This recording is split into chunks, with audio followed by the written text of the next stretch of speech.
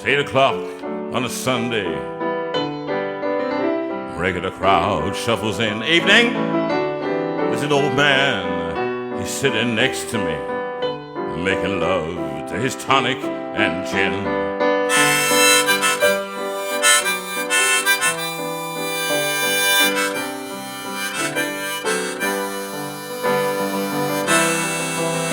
Said, son, can you play me a memory?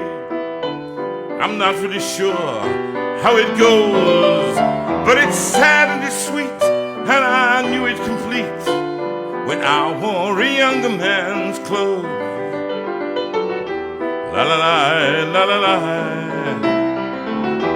la la la, la la la, la la.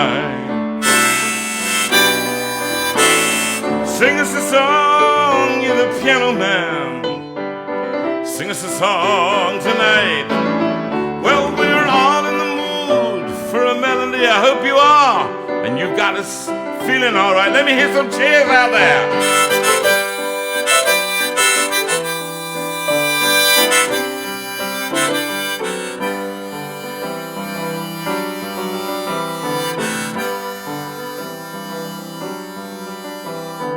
Now, John at the bar, he's a friend of mine. Hello, John.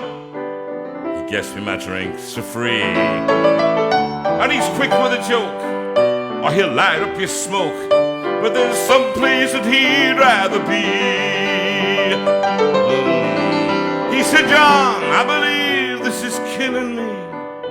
As a smile ran away from his face. Oh, I know I could be a big movie star if I could get out of this place. La la la, la la la, la la la, la la la, la la. Sing us a song, you're the piano man. Sing us a song tonight. Well, we're all in the mood for a melody. You've got us feeling all right. You all right?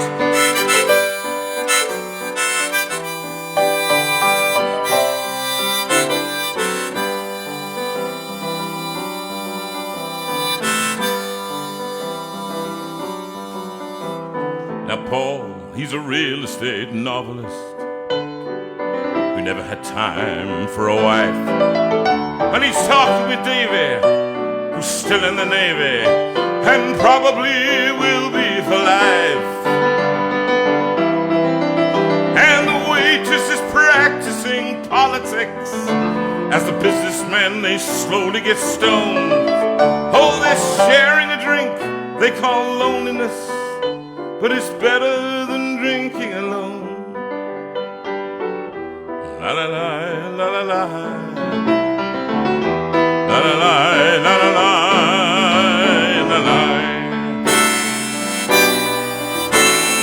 Sing us a song, you're the piano man. Sing us a song tonight.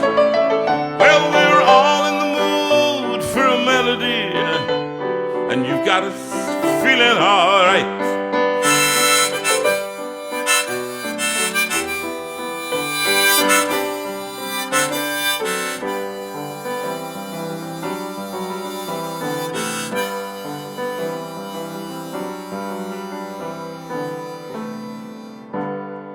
That's a pretty good crowd. Is it reasonable? For a Saturday? Couple of people? 2 or 3? 4 or 5. Including John Dick? John Dick is here. Hello, John. You're John at the bar, who's a friend of mine. He gets me my non-alcoholic drinks for free. That's a pretty good crowd for a Saturday. And the manager, reluctantly and with great reservations, and with Sunday. with the lawyer in tow. Sorry? Sunday. It's a pretty good crowd for a Sunday. That's it. And the manager, as I said, reluctantly, and with not a lot of love in her heart, gives me a reluctant and a half-baked smile. Half-baked smile? That's about right. I know that look. That's the Sue look. 'Cause she... Oh, I've not started yet.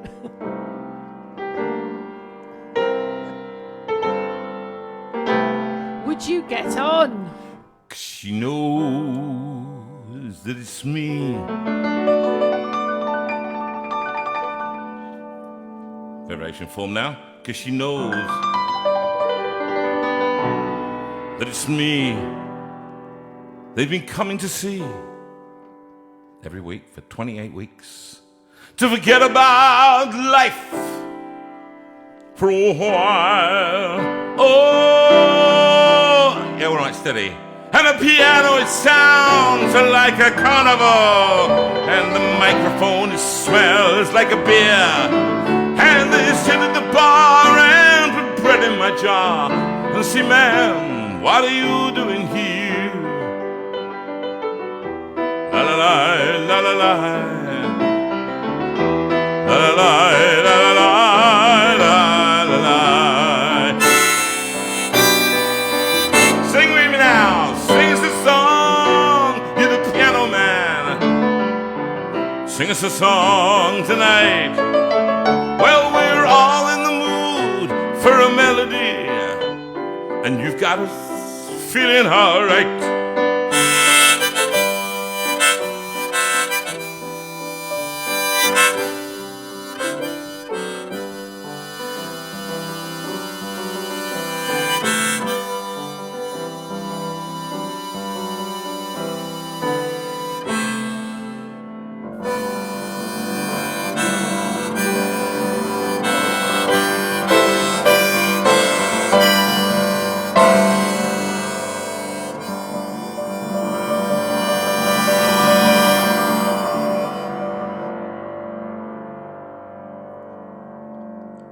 And as the G major chord dies away, we say welcome.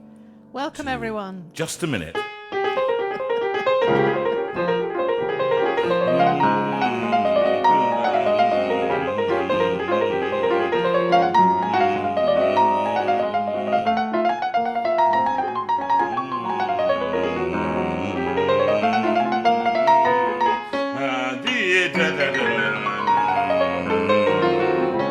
Something I hadn't planned to play that. I just remembered that. Just Nicholas Parsons, Nicholas God Parsons, rest his soul. Bless him, yeah, bless him. Anyway, hello everyone. Lovely to see you. As you see, Barney's come over to the happy side of the room here tonight. He got fed up with being insulted by Jonathan, as I do. Who did? Barney. Barney. Oh, Barney's over there. Barney's over here with me All tonight. right.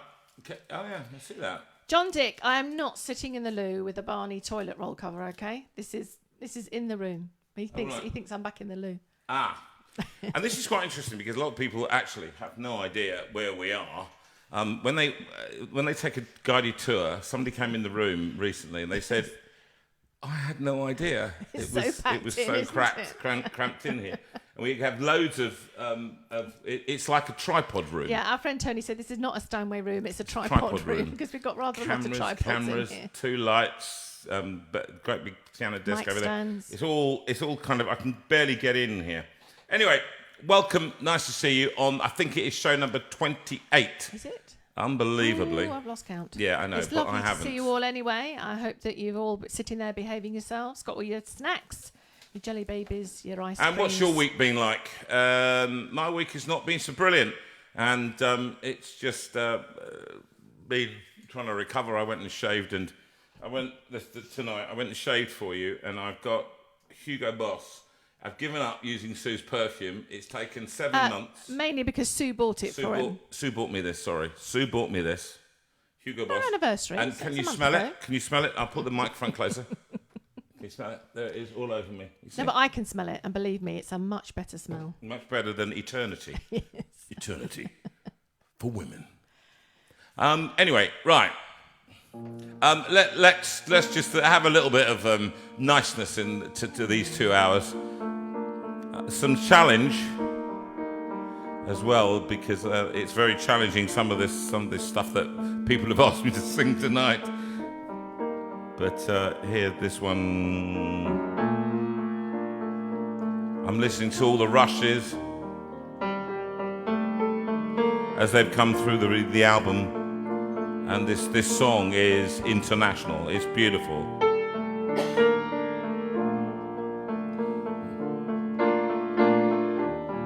You're going to love this album. I mean, really love it.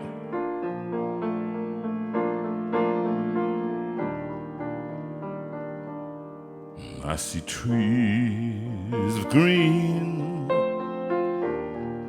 red roses too. I see them bloom for me and for you. And I think to myself, what a wonderful world.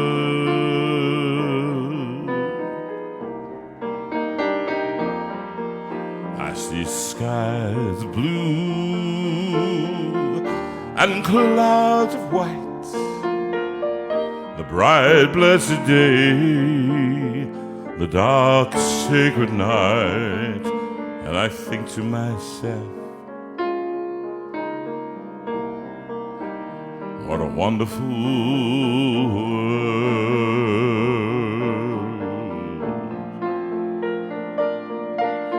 The colors of the rainbow, so pretty in the sky, are also on the faces of the people passing by. I see friends shaking hands, saying, how do you do?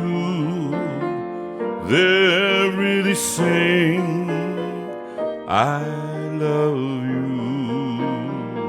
Oh, I hear babies cry, I watch them grow. They'll learn much more than I'll ever know. And I think to myself, what a wonderful world.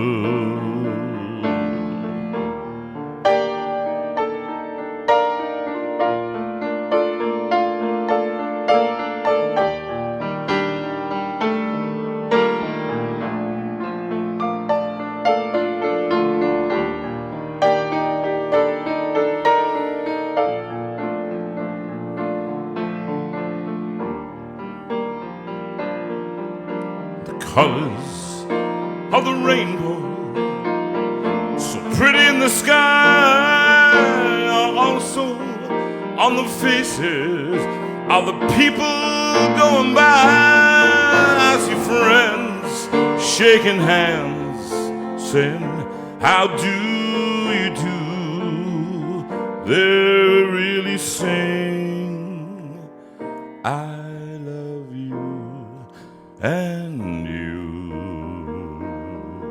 Well, I hear babies cry, I watch them grow. They'll learn much more than I'll ever know. And I think to myself, what a wonderful world.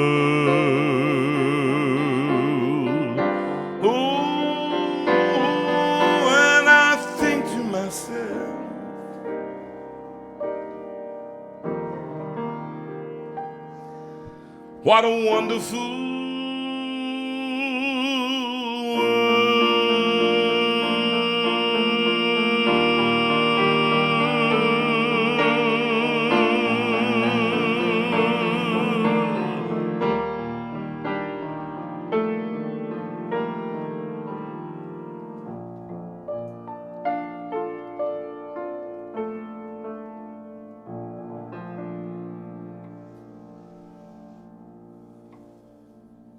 Ooh, that was lovely. It's a nice Very version, good. is it, on the recording? Yes, I'm sorry to keep tempting you and tantalising you all with talk of the rushes and so on. And John, it will be with you very soon, I promise you, but probably another few weeks, I think. What's that? The album? The album. Just to say that the process we're at now, so that you understand, remember I've tried to explain it it happens over weeks and weeks and weeks, and bit by bit. bit, so that we put out all the organ and things like that. We had a live session where we put the drums, the bass, the piano, and the vocals. That was live. All of that was live. And then we put, Mark, in his genius, puts the strings on top of that and a few other instruments. And then, having done all the 13 tracks, he now has finished those on Saturday, finished them yesterday. He now sends them to the mixer called Neil Costello, and Neil will now take all the hundreds of tracks that there are of the piano and the this and the that, the strings, the violins, the violas, the cellos, all the things that are in the recording, and he has to mix them and make them beautiful, make them balanced in the sound like you would hear in an orchestra. And so then that gets presented. Then once he's done all that, it's at least a 5 to 7 day process. Once he's done that and he sent it to me so I can go, yes, that's okay, that's a good mix, the voice sounds good with that and everything else, then he sends it to somebody called the masterer who listens to it and corrects anything that might be gone wrong with it and puts a little sheen over it, which is a recording thing that you wouldn't know until you got it. I've been living with this for years, and I still don't understand what he does. But I can hear the difference. Difference is but magnificent. I don't quite understand what he does. But hey, and also, it's fantastic. He codifies it as well for legal reasons. He has to put because it's now digital. So then that becomes the recording. We then send that to the duplicating company, who hopefully can get these pressed off quickly. We have the design coming through now. Sue's been doing all the words, giving it to Claire, who's been designing the front and the booklet and the back.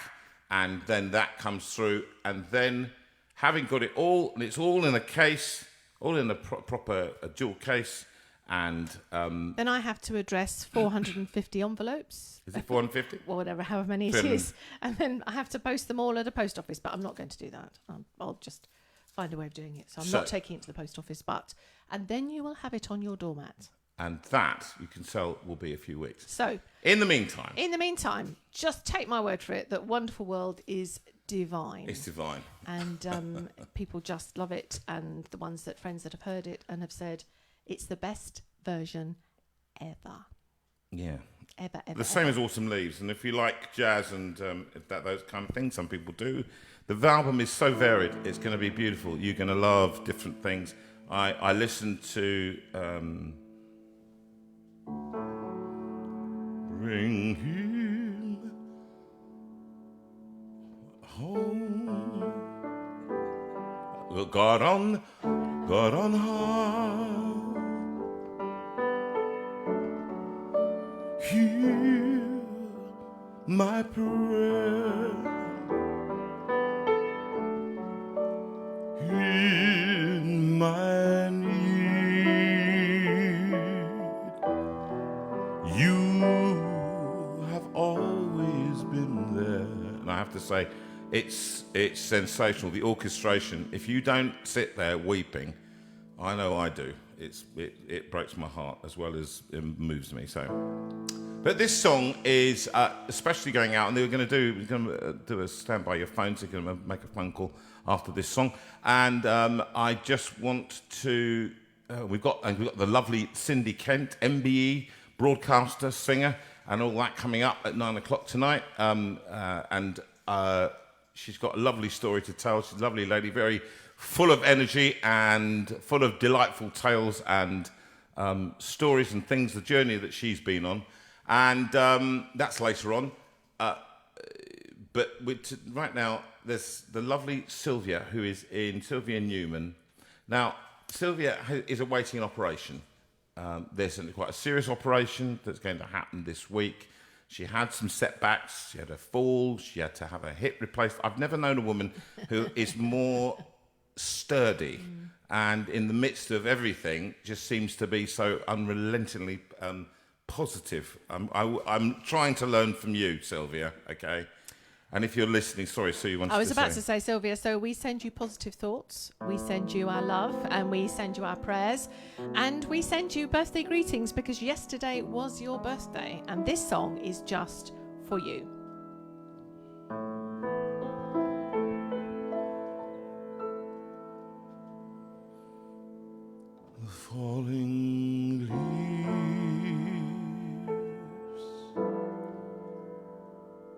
drift by my window, the falling leaves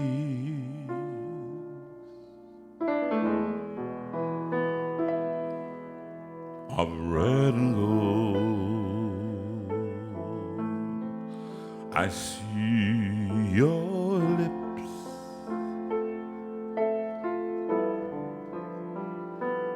the summer kisses, the sunburned hands I used to hold.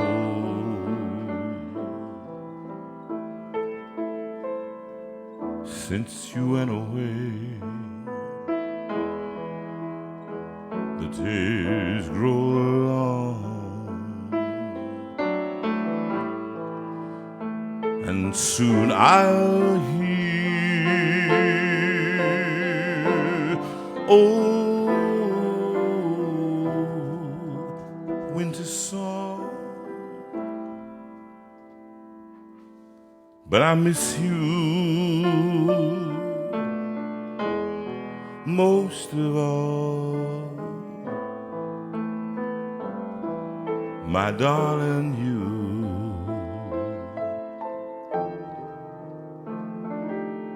When autumn leaves start to fall,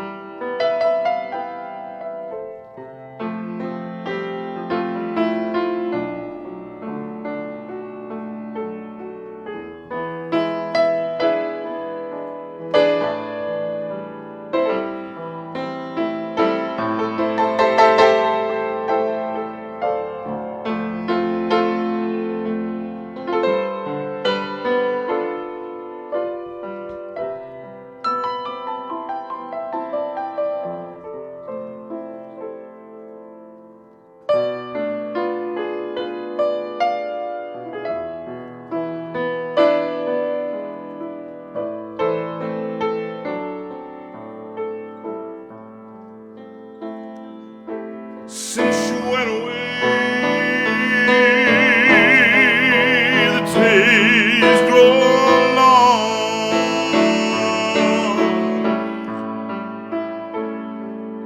and soon I'll hear old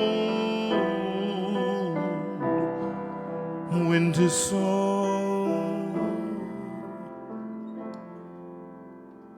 But I miss you most of all, my darling, you.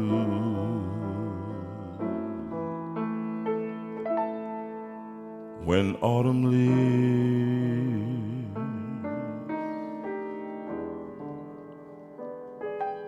start to fall,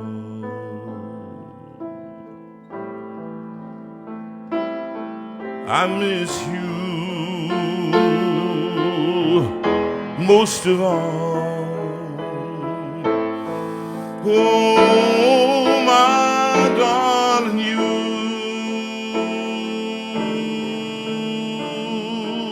When autumn leaves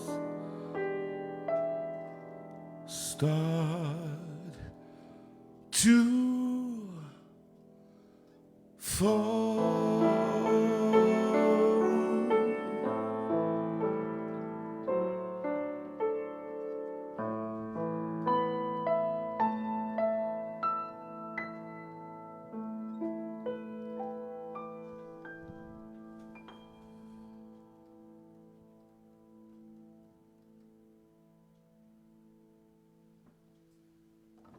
Oh, they really appreciated that, darling.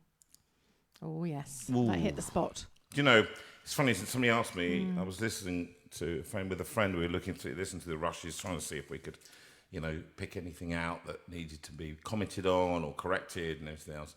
And I suddenly realised that listening to the whole album, that I am, and it's suddenly dawned on me, I'm a melancholic. And I know got it. it's 38 years of marriage has told me I'm a melancholic. And what is a melancholic? Well, I mean, they always talked about the four humours, and one of them was melancholia.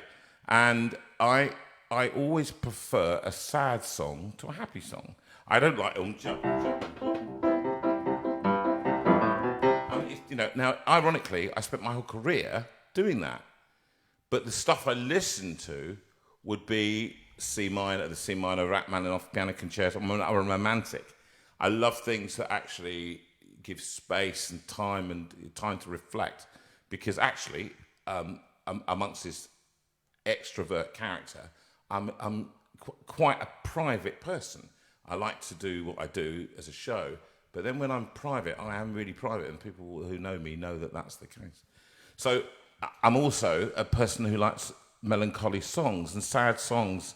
Neil Sedaka always used to do, remember, you tell me that you're leaving, I can't believe it's true, all that kind of stuff. And so sad songs are... Sue's getting frustrated. Why are you getting frustrated? Well, I'm just... No, What? that's fine. That's fine. I'm keep going, darling. I know. About melancholia. So actually, those of you who are out there who like I know sad what else songs, he's got to do tonight, that's why. and I just go, I like... You can enjoy... Crying is all right. It is okay. Okay? It is okay. And although I say smile, though your heart is aching, smile even though it's breaking. There's times for smiling, and there's a time to mourn, there's a time to dance. And that's what I'm saying. Now, I'm going to make a phone call quickly. I want to make a quick one now. This is Phone Our Friend, so just to give you up there a face ID. There we go. And let's have a look. Have you unmuted it, please?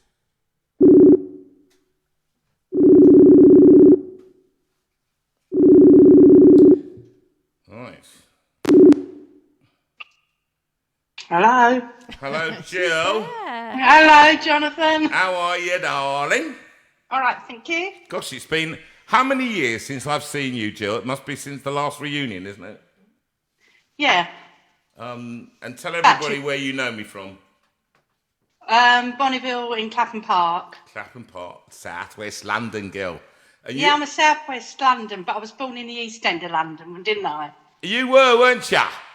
Yeah, mate. You were, yeah. Well, and you and I, we kind of, we used to know each other quite well back in the day, and you are one of life's good people, and always. And you always used to have, you have this thing called the Jill hug, don't you? Oh, my Jill hugs, yeah. I miss doing them because I have to be virtual at the moment. Yeah, that's a bit of a pain, isn't it, for you? How are you doing, first of all, how are you doing in the lockdown? How you doing? Well, it's not lockdown, but we're about to be. How are you? I'm doing all right because where I live, I'm on the corner, and we've been having wine o'clocks for the neighbours. Excellent. Wine gums, I presume you're talking about there, Jill? Yeah, wine. And they've been sitting in the car parking spaces, so we socially distance. And it's people that are... most of them live on their own, been working from home, and it's been a case of just... being able to give them an opportunity to come out and just sort of talk to people. Yeah. And, quite a few people have sort of said, if it hadn't been for you, we'd have just been in the doors and we wouldn't have got to know everybody else. So you're brilliant. You are such a great person at doing that. And I can't think of anybody better. And you always were, Jill. You always were out there. Tell us a little bit about... Now, I've phoned you because you've had something very special happen to you. You have had a mention in what? The Queen's Birthday Honours List. Yay! How about that then? Was that a shock to you? No, I've been known for 4.5 months. Oh, you had to keep your mouth shut? Yeah, I kept my mouth shut. But what's it? Is it? Do you feel deeply on? What do you feel? I don't really know because I don't think it's really set in. It's British Empire Medal for services to girl guiding and the Clapham Park community. That's immense. That's so. How many years have you been doing it? 46.5. Okay, all right. Okay. That's a long time, isn't it? But basically, somebody said somebody asked me to do the person who nominated me said, why do I volunteer with Girl Guide? And I said, when I was, the first opportunity, instance I had of somebody doing volunteering was somebody from Sunday school used to come and pick us up on a bike. Yes. To bring us to Sunday school. And that gave me my first taste of somebody actually doing things for other people. And I think I've just kept that throughout my life, that it's not what you give, it's not what you receive, it's what you give to others. And, you know, in that song, Servant King, you know, Yes. learn how to serve, you know, Yeah. you know, and that's where I think my gifting is being a servant heart. But it certainly has, Jill. It certainly has. I mean, you are not just to the people that know you, but to the local community, people that don't know you, that then you get to know. You're brilliant like that. And not everybody has that skill. Not everybody can go out there and be you, and that's true.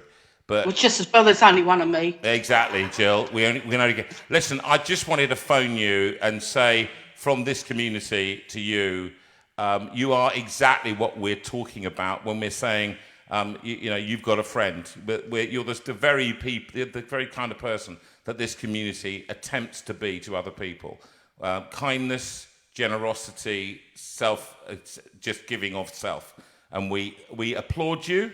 We salute you for what you've done for communities, for children, for Girl Guides over the years. And we just congratulate you. Well done, girl.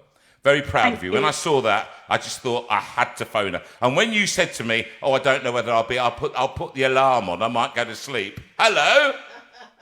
And well, no, I've just been messaged out because, you know, on Facebook, there's so many people that have just messaged me. I'm like, and I want to respond to everyone saying thank you. And I'm just messaged out at the moment. Well, I get that, but you've been on the show and you've just spoken to thousands of people who just say thank you very much. And Sue just wants to shout and say, Well done, Jill. Thank you. That's Sue saying, well done. Listen, I've got to go and start doing more, but thank you. big love to you and congratulations to you. And sending everybody a big virtual Jill hug. Excellent, lovey.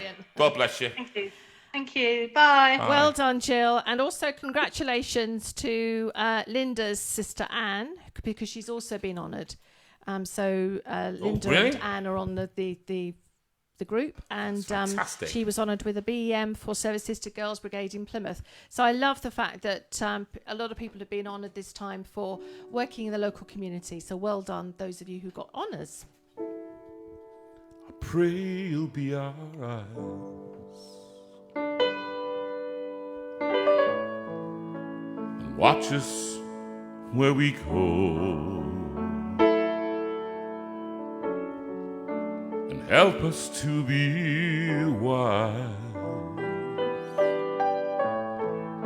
in times when we don't know. Oh, let this be our prayer when we lose our way.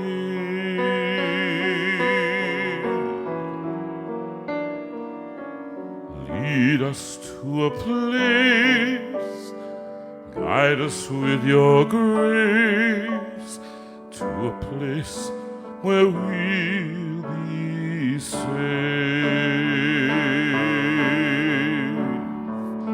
I pray we'll find your light and hold us in our hearts. When stars go out each night, remind us where you are.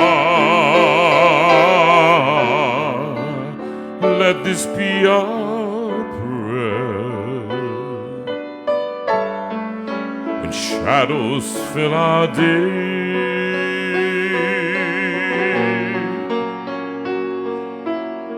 lead us to a place, guide us with your grace, give us faith so we'll be safe.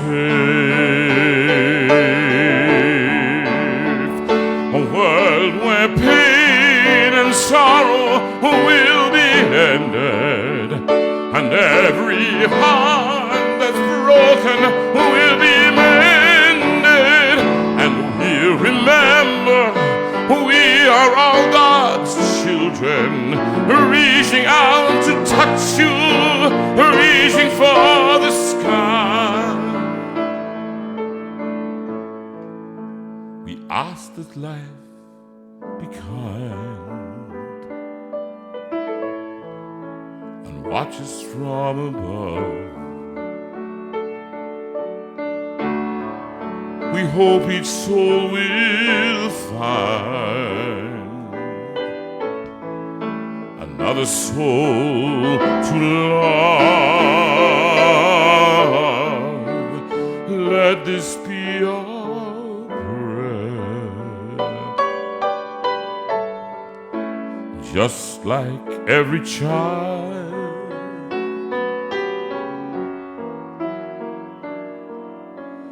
needs to find a place. Guide us with your grace. Give us faith so we'll be saved.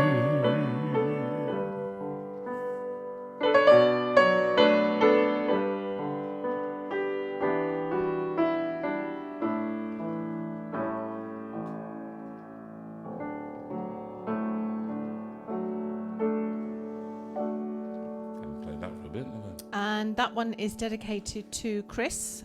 Chris Chivers, your birthday is this week or was last week. Anyway, that's your birthday song requested from Alan. And also we'd like to dedicate that to dear sister and brother-in-law Martin, Ruth and Martin, who are away for this week. But it's your anniversary on Tuesday, so we know... Happy anniversary, guys. We love you lots. And enjoy your holiday. Happy well 41 deserved. years. Sue always wants to tell me this. Look, she wants... The last 3 weeks, we've had this on the list to tell, and I haven't told it. Well, you have promised people. I kept promising, and I would tell it. Right, here it is. Now, it's been quite interesting, this lockdown time, because what I do and what I've done all my life is I've worked and I got paid to sing, all right? That's what I got paid. For the last 35, 36, 38 years since we've been married, actually. That was my job. I had a couple of tiny jobs, like working at B&Q and selling pricing labels. You know, the ones that you stick on in pricing label guns? I worked for a guy and he gave me a car, and this was a Fiat 127 that only went in reverse. I'm not joking. It started off forward and then it stopped and it had to go in reverse. And when I said, well, I can only go in reverse, he said, well, reverse to get there, mate. So I was all over East London selling pricing labels to small independent shops. Couldn't do it. In about 6 weeks, I made, I think, £220. Was that much, huh? That much. And they fired me eventually because I couldn't, I was no good. And so I had no jobs, and this is what I've done. So singing has been my life, and then becoming a star and doing what I did in the opera world and worlds of television and everything else. Something I didn't actually plan to become a star, but that's what happened. And whatever becoming a star meant. Exactly. Fame is nonsense. Okay, I'll just tell you that right now. You're famous for today and gone tomorrow. It's one of those things. And but I was no good at doing any other thing. And Sue used to say, when we were first married, her father gave me a drill. He did. His present to you was a hammer drill. A hammer drill. My dad was very good at DIY. He was and great. He wanted to encourage Jonathan. So he gave me a hammer drill. Well, I got the drill, and I didn't have any idea what to do with this drill. But it was like, I've got to do something. Okay, so we got this flat. I'm going to break a long story short. Not known for my dexterity in terms of mending things.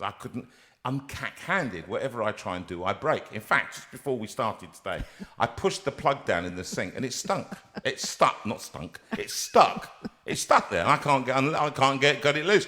So I don't know what to do. So I'm smashing it and hitting it, and I'll break something. You will. And I'll break it, and I have to get Dave across the road. So Tracy, if you're watching, all right. Just get Dave to come over and stick out a plug. That was Tracy of the Wonderful World, the one. Anyway, so that's the kind of thing. Married. So first married, and she said to me, "Do you know what she said to me?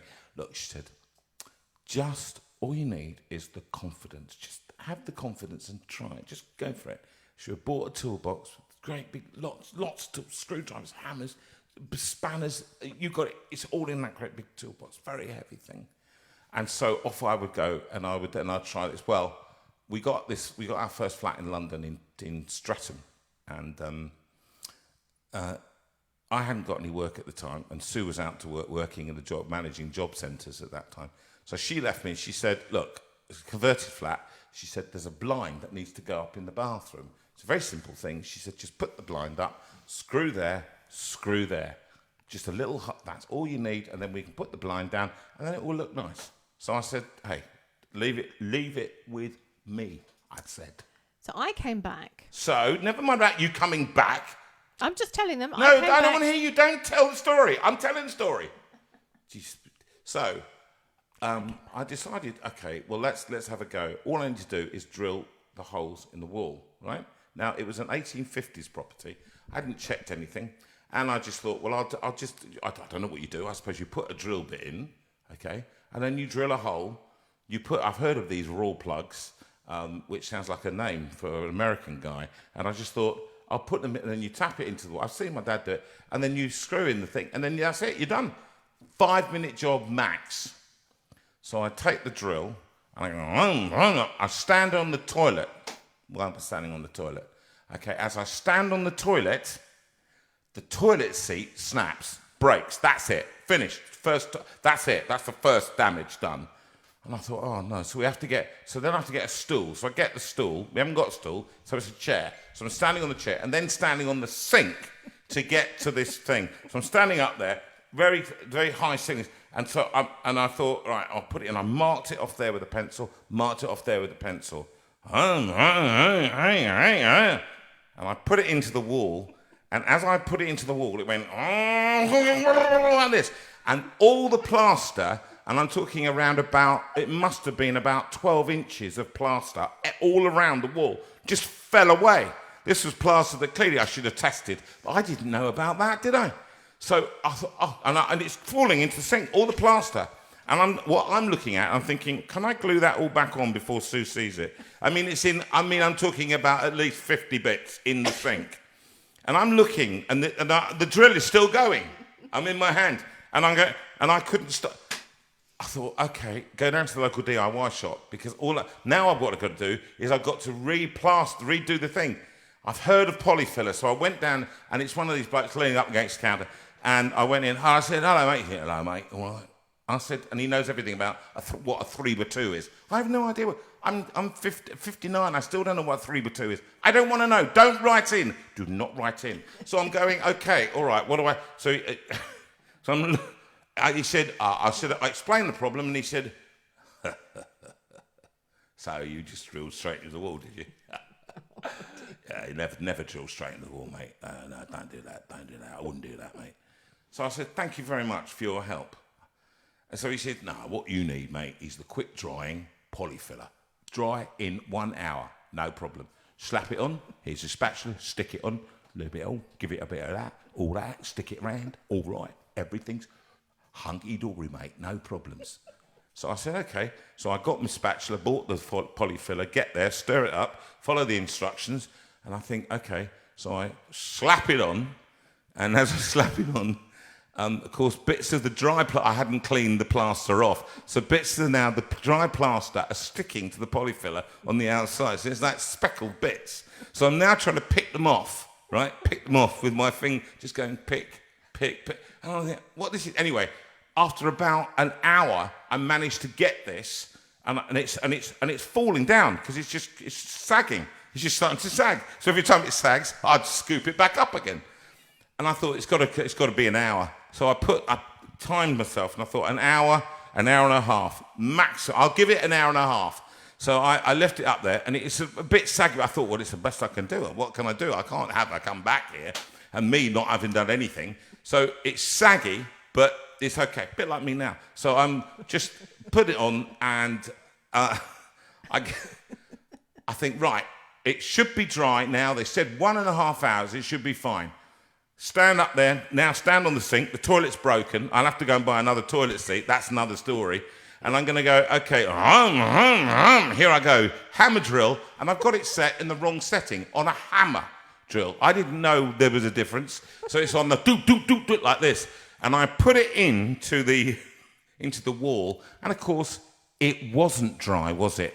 And what it did is I held it on, and it spattered all the plaster right the way round the room. I'm talking about literally all around. And I'm looking at it as it's happening, going, no.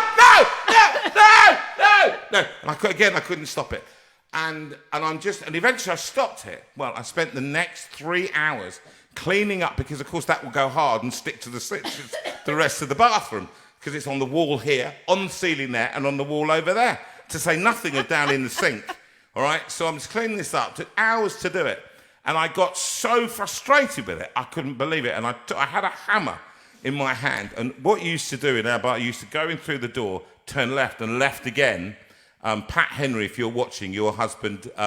replaced the architrave in there. That's another story. He came in and I laid, there were 2 steps, and I took this hammer and I smashed the hammer on the ground. I was in anger, and then I fell asleep. So I came back. She came back at 5 o'clock. At some time later. And I thought, oh, okay, fine. I opened the front door and I looked to the left, and there were 2 feet sticking out over these 2 steps. And I thought, he's electrocuted himself. No! Oh, yes. Depending on your point of view. He was just asleep in frustration. So bless him. He is this multi-talented man. But from then on, Sue then just said, instead of ink, it started out, yes, you can just have the courage. Have the courage. Darling. What she then said was, let's get someone in. So that's what she said ever since that. So Dave, could you please get yourself over here and mend my plug tomorrow? All right, Sue, come over here, please. I need you to do something for me. This is going to be a moment of repose. Now, I'm going to play this for people who are wanting a little bit of quiet, all right? A little bit of repose, and it's going to take about 4 or 5 minutes, all right? But you just listen to it, and I hope somebody asked for it 2 weeks ago. In fact, 2 people asked for it, so I had to learn it. So here we go.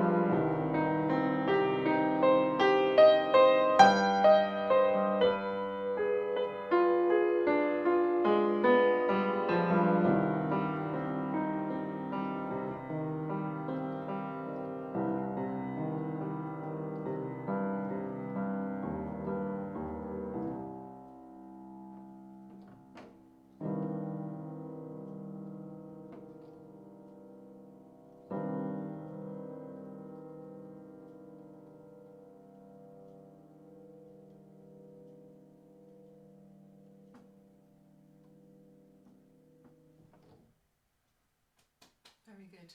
That's just to bring a little bit of tranquility to your souls. I hope that has done so. It has done so. It has done so. Has it? Yeah. Do people enjoy Yeah, that? people seem to have really enjoyed that. Really enjoyed it. Okay. So thank you for doing that. No, After the excitement of DIY. Right. 2 songs, and then we're going to Okey-dokey. speak to, and I'll do, Okay. okay, because, So which one are you going to do? well, I think I'll do one, actually, one, Make Me a Channel. I'm going to do Make Me a Channel, actually. Okay. We had this on the list last week because last week was the Saint Day for St. Francis, and it got missed. But this week, for Brother Andrew, we're doing it now.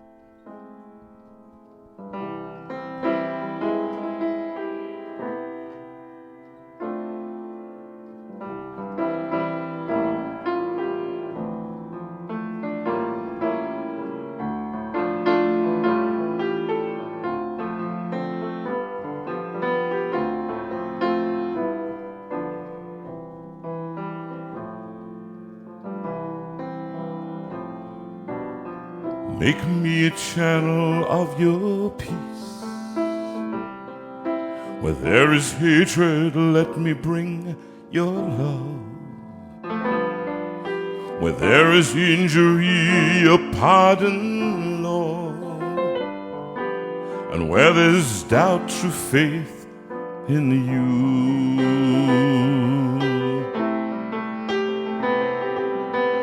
Make me a channel of your peace. Where there's despair in life, let me bring hope. Where there is darkness, only light. And where there's sadness, ever joy. Oh, Master, grant that I may never see so much to be consoled as to console, to be understood as to understand, to be loved as to love with all my soul.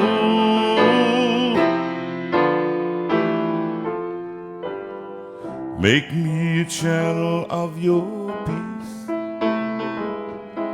It is in pardoning that we are pardoned, in giving to all men that we receive, enjoying that we're born to eternal life. Oh, Master, grant that I may never seek so much to be consoled as to console, to be understood as to understand, to be loved as to love with all my soul.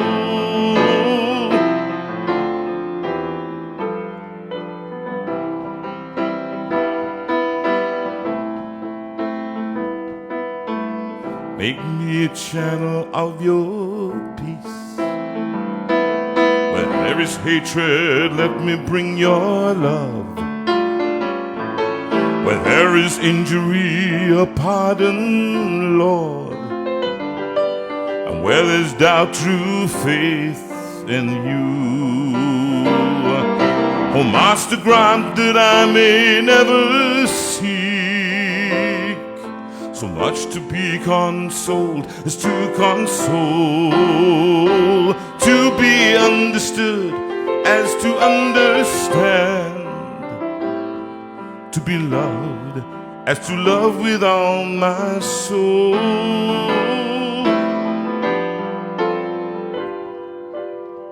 Make me a channel of your peace.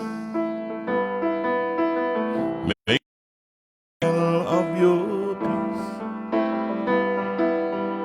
Make me a channel of your peace. Make me a channel of your peace.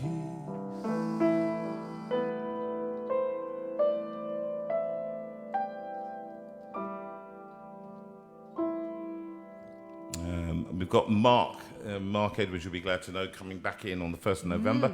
Hopefully I'll be okay to do that. Look, this week has been bad news as far as my kidney count is concerned. It's gone down again. And it's been a bit of a... I have to go have another blood test on Wednesday. Those of you who know these things, I'm down to 10, and so it's getting low. And so those of you who are praying people and those of you who want to wish us well, pray that we have I remain stable, actually, for these difficult, because this is a perfect storm right at the moment. What time is it? It's 9 o'clock. 9 o'clock. Now, I want to put this down. I was going to do a song, and I will do a song for Roy and Sally tonight. Yes, afterwards. Afterwards, not and now. I will do. What when you're I will doing? do And Can It Be, the version from Hymns Project 1. What I wanted to do was to introduce my guest. All right. Oh, here we are. No, I'm just gonna ring now. Have you got it off mute? Yes.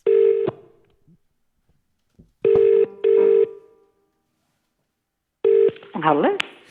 Down in the meadow where the wind blows free, in the middle of the field stands a lightning tree. His limbs all torn, the day was born, that she was born in a thunderstorm. Grow, grow the lightning tree, never too late for you and me. All that like dooby-doo. And hello. Hello.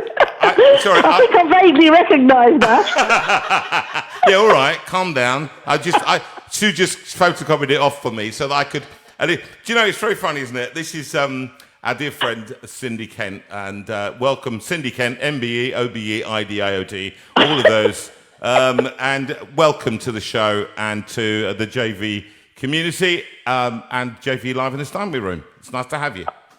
Thank you. It's great to be with you. And I loved Moonlight Sonata. Can I just say that was beautiful? It wasn't bad, was it? It was. There were a couple of mistakes, but not bad for an old geezer. Oh. And so no, it was just a bit of calm, wasn't it, Cindy? Sometimes It was, yes. Sometimes just what we need, my darling. Just what we need. Yeah, it is a bit of calm that we need. But I played that tune, Cindy Kent, because those people who, and if you fancy doing this, everybody, go on YouTube, right, and just put Lightning Tree in, and up comes on YouTube the lovely Cindy in the, when was that film, 1960s? Which song was that? The Follyfoot? The Follyfoot, yeah. It was, early 70s. What year did you say? You cheeky so-so. It was early 70s, for goodness sake. All right. You know, I just, because you're very old and I just didn't know this, I'm very young. I just, I'm just, this is help an old age pensioner day to day. So I thought I'd just, give you a ring. Look, I saw the video and you had this lovely long blonde hair, which you still got. I don't know how you've managed to do that. Well, some of us keep it. It's lovely. And you look, two guys with their lovely 70s haircuts and yes. But it was such a great song. It was such a great song, wasn't it? Tell us, how did Shall I tell you how it came to be? So, a very brief little story, because it's quite funny. We used to do a concert every year. When I say we, this is the group The Settlers. I'm not using the royal we. Yeah. We used to do a concert at the Royal Festival Hall, and sitting in the audience on this particular night was the brother of the guy that produced Follyfoot. And he was just sitting there watching us. I don't know how he came to be there, but he was. And we used to do a version of The Rhythm of Life from Sweet Charity, and it was all that kind of thing. Yes. And he listened and loved it, and he went home and wrote The Lightning Tree and said to his brother, I've written the signature tune for you, and I know the group are going to do it. And we got this call to go into the studio and do it, and it was absolutely amazing, because we thought, well, that's it.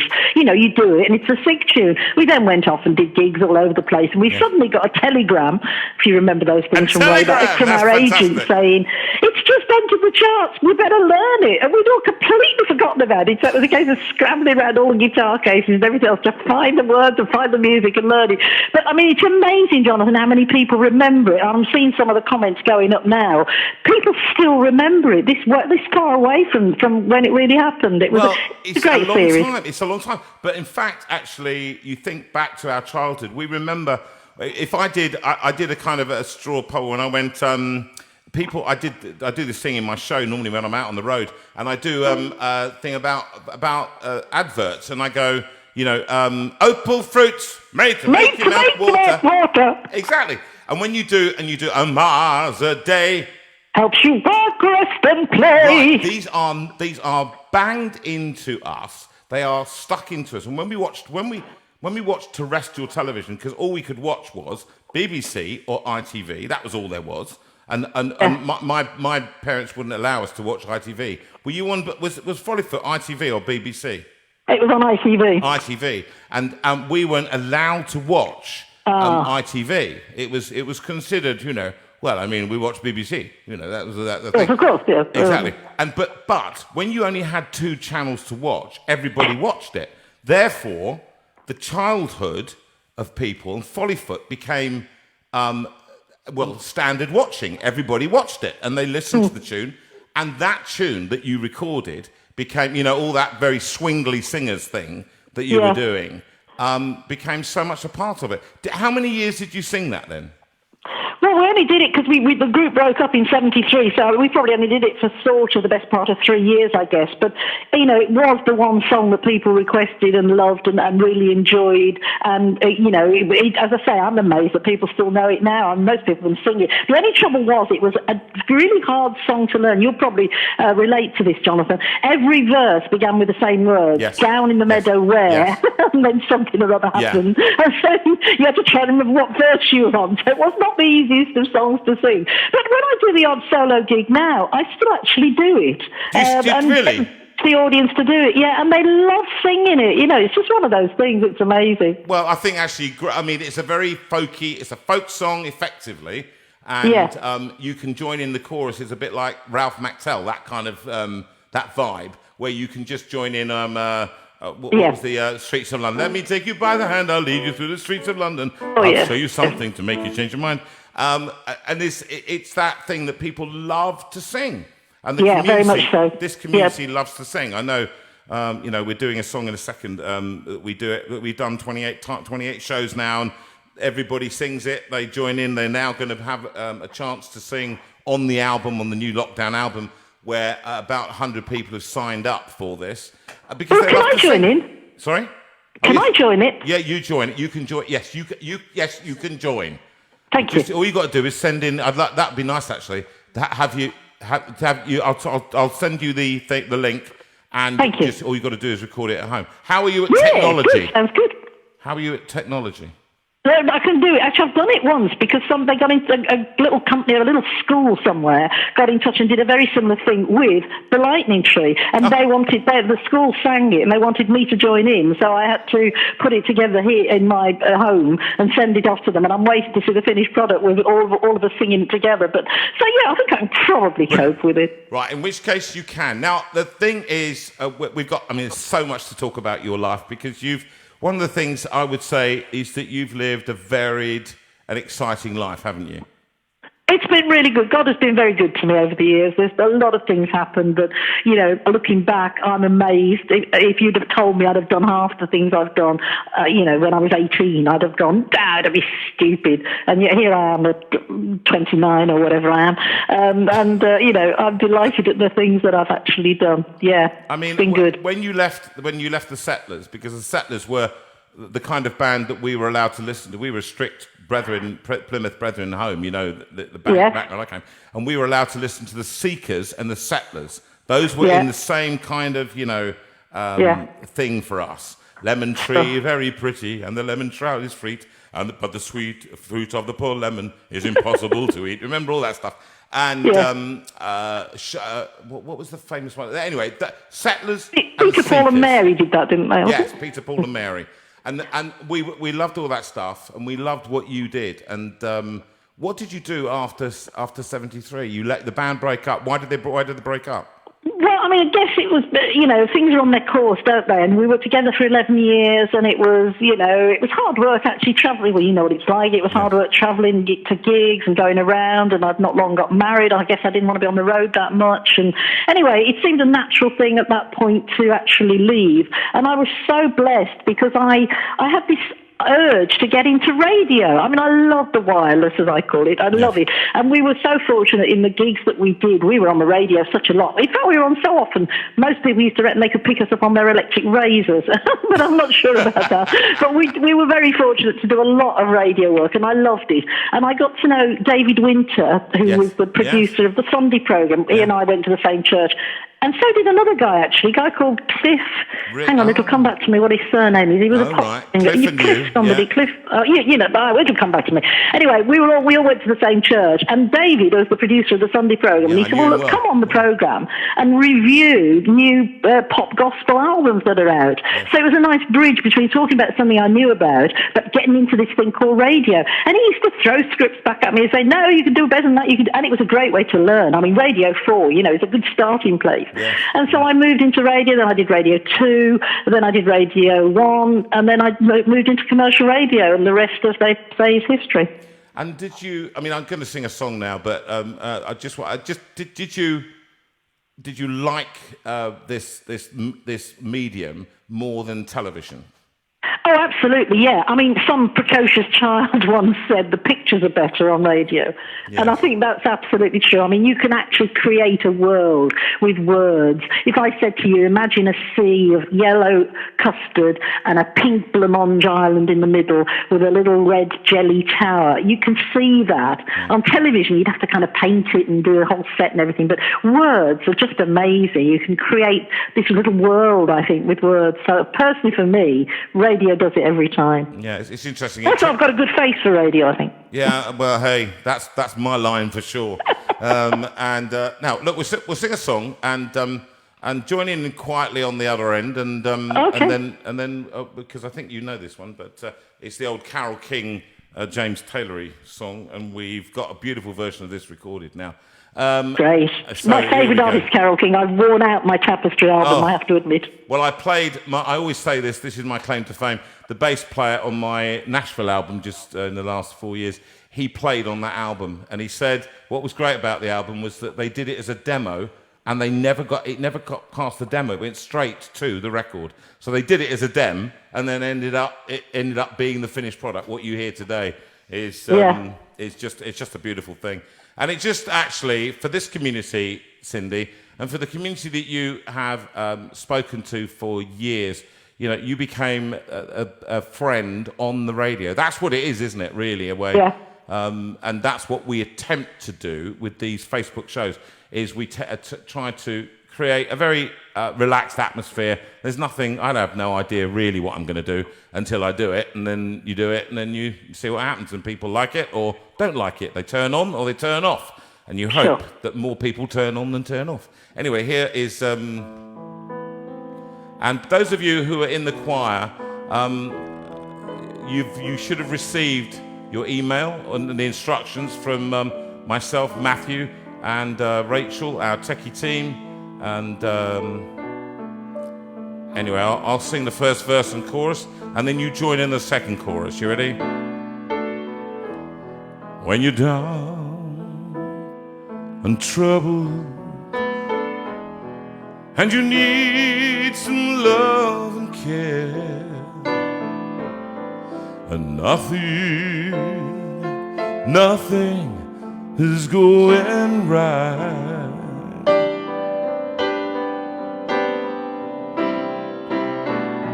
Close your eyes and think of me, and soon I will be there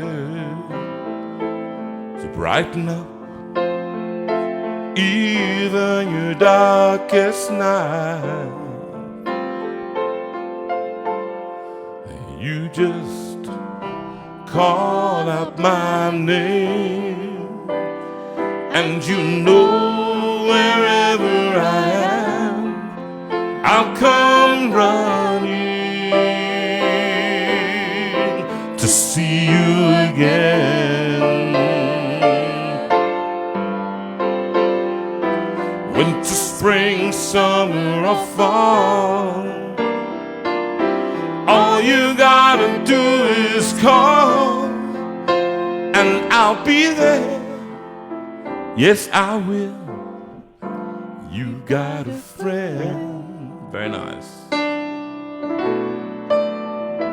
If the sky above you grows dark and full of clouds, and that old north wind begins to blow,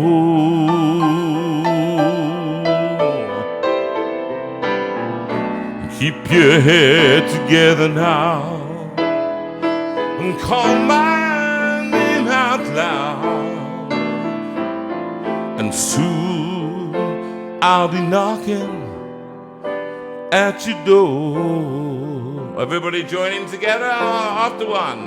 You just and one. Call out my name, and you know wherever I am, I'll come running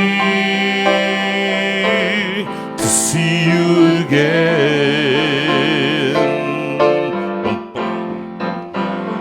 Winter, spring, summer, or fall, all you gotta do is call. I'll sing this one, and I'll be there. Yes, I will. You got a friend.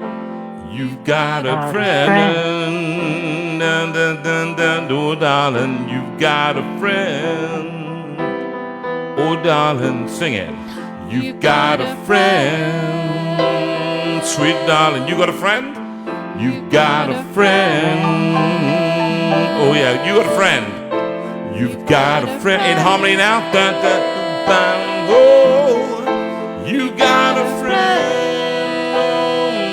Last time. You've got a friend. Okay, one more time. One more time. You've got a friend. You're so good. Do it one more time. Okay, well, last time. Absolutely. You've got a friend. Yeah, brill.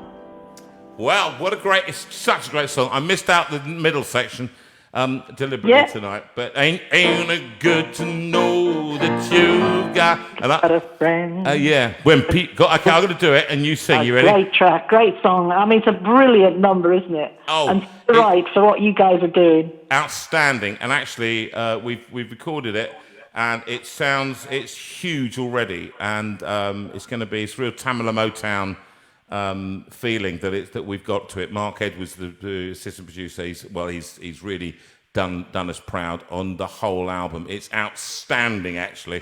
Anyway, let's talk. We'll talk about that a bit later. I just want to dig down a bit deeper to you, Cindy, because you finished doing. You had children. You had a child. Did you have how many did you have? 1, 2, 3? What?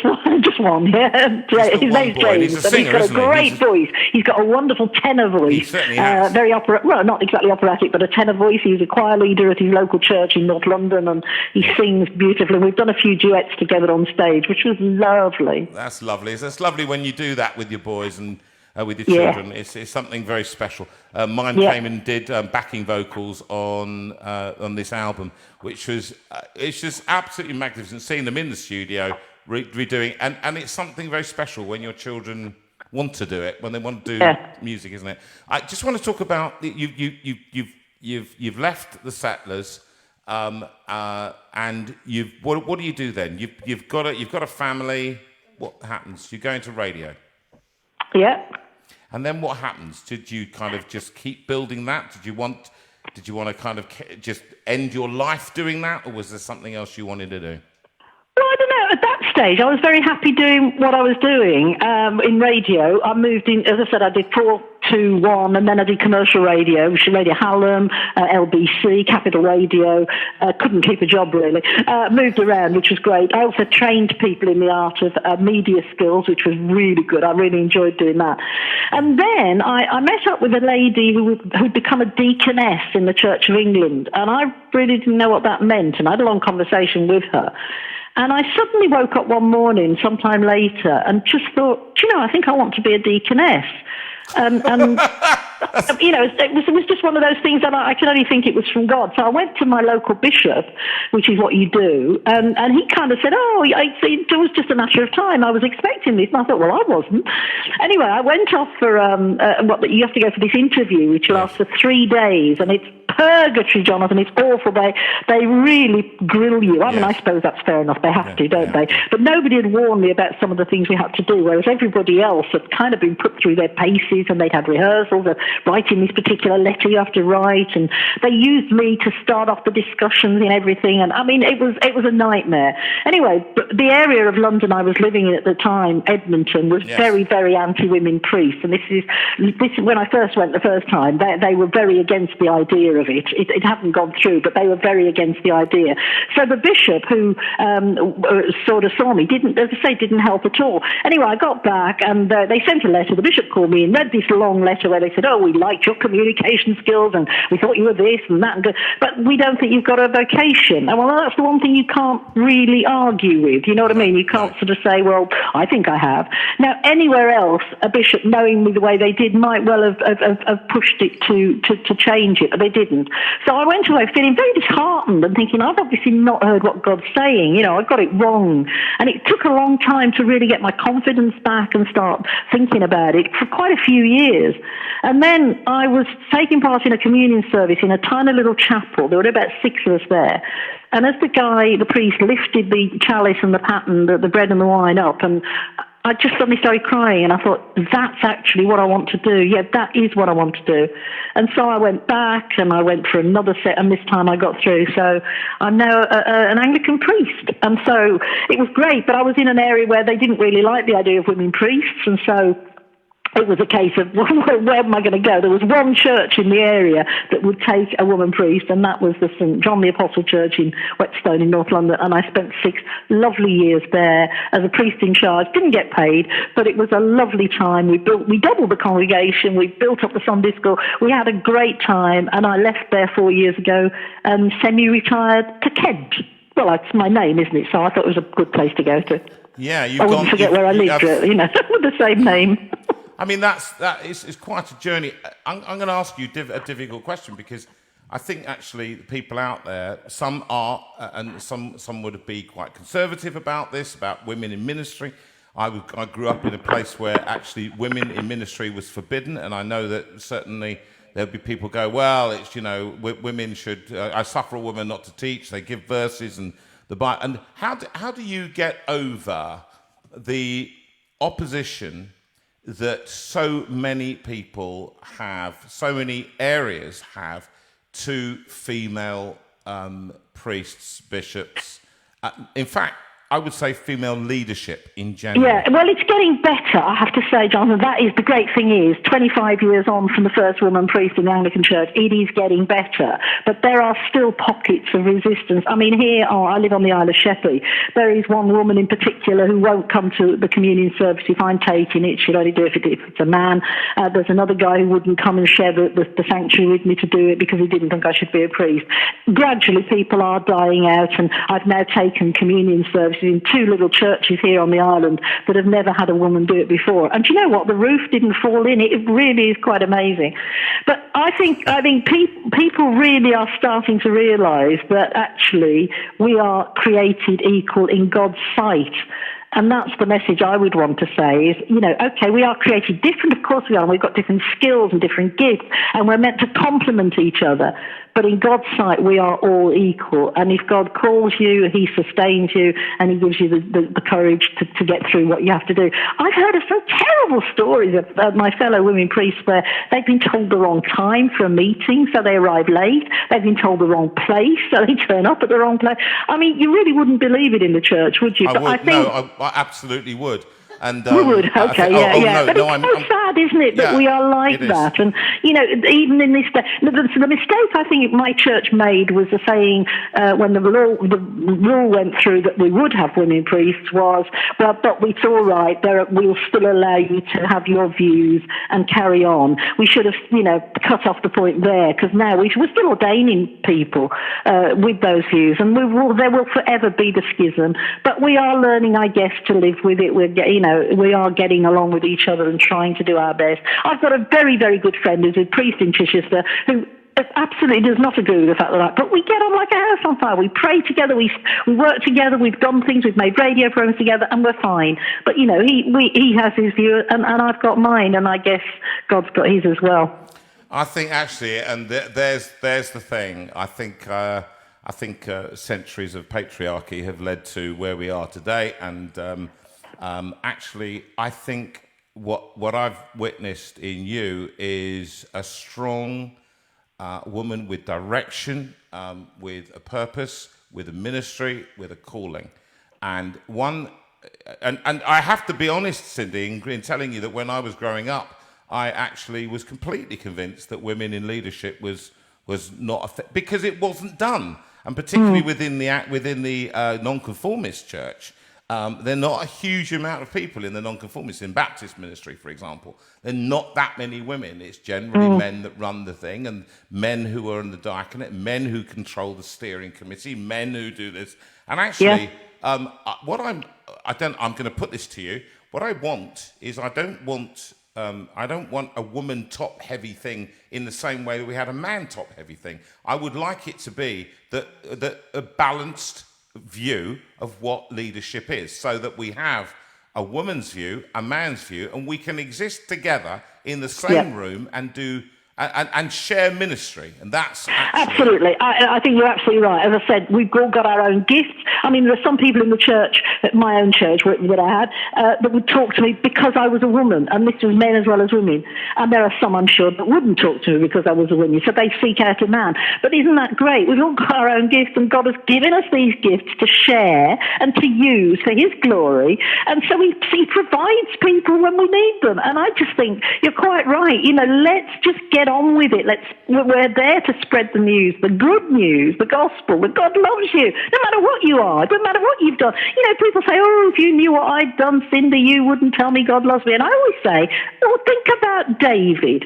What did David do? He spotted a beautiful woman, and he sent her husband to war, knowing he'd get killed, just so he could, pardon the expression, get his leg over. Now, what did God then do with David? He did the most amazing things because David repented. Nothing is outside of God's love. If we say sorry for whatever we've done, God's going to forgive us. Do you know why? Because He promised He would, and He's faithful, and He doesn't break His promise. So there's nothing you can do today to make God love you more, and there's nothing you can do today to make God love you less. Isn't that beautiful? And in fact, that's why I had you on here, because you are you're a natural evangelist. You tell it as it is. You tell people as it is, as you experience it. And there are people on here who have no faith at all, and that's what we have on this show. You are welcome, whoever you are, with faith, no faith, different faith. You are welcome into this room, into this JV Steinway room. But this is what we do. We share our faith, and we're not reticent to do so. Not you as a woman, priest, and not me as a man going out and doing his thing as a singer. And I've seen it in you, Cindy, time and time again. You were. Listen, oh goodness, we could talk for hours, right? And what I wanted to talk about, just steer slightly into other areas, which is the last area, which is, can we have a picture up, please, Rachel, of a certain person at a garden party? I think receiving. I think is that the picture that's up now? I can't see. Have you receiving a gong? Gong. Yes.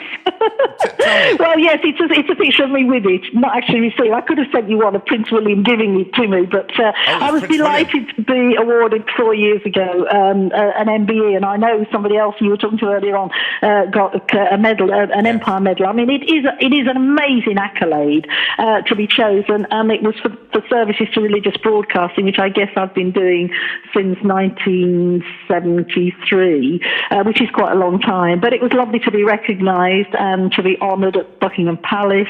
And I mean, my Facebook picture is of my son and myself outside Buckingham Palace. And I mean, he's just looking on so adoringly. He was thrilled to bits. He was, he was just amazed and thrilled and very proud of me, and still is.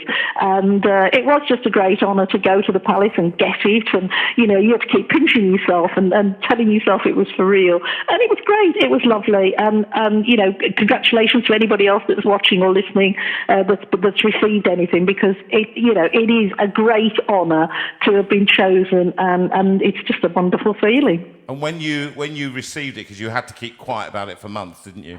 Well, I knew about it, I heard the lady earlier on, saying, she'd known for 4 months. I knew for about 5 or 6 months.